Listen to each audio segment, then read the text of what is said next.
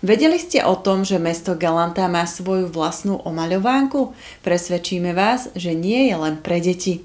Autorom obrázkov omaľovánky s názvom Vymaľuj si Galantu je ilustrátor Miroslav Regitko. S nápadom ho oslovila riaditeľka Galantskej knižnice. Mal som možnosť zvýtvarniť váš krásny neogotický kaštiel.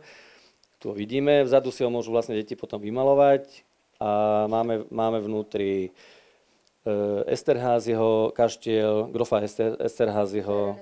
Áno, potom máme múzeum galantské, máme tam stanicu železničnú, chlapcom sa to bude určite pozdávať, lebo máme tam vláčik, aspoň jeden.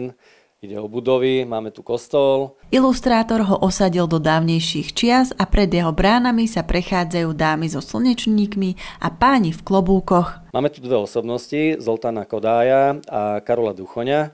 Tieto dve osobnosti boli vybraté. Ja som nevybral osobnosti ani budovy, ktoré budú v tej omaľovánke, len som ich musel zvýtvarniť, takže máme tu aj takéto portréty. Trošku som ich spravil také možno viac pre dospelých ako pre deti, ale deti môžu vyfarbovať rovnako ten obrázok, ako keby bol jednoducho namalovaný. Je dobre známe, že Galanta má vlastné UFO a preto by bola veľká škoda, keby v omaľovánke chýbalo.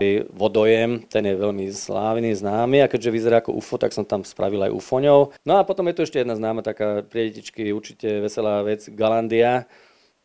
Ja prajem vlastne všetkým deťom, aby tam mohli chodiť čo najčastejšie a aby to bolo pre ne čo najdostupnejšie toto miesto, pretože to je naozaj pre deti a najmä v tomto lete a v tomto teple úplne raj. Pre bližšie informácie ohľadom omaľovánky navštívte Galantskú knižnicu.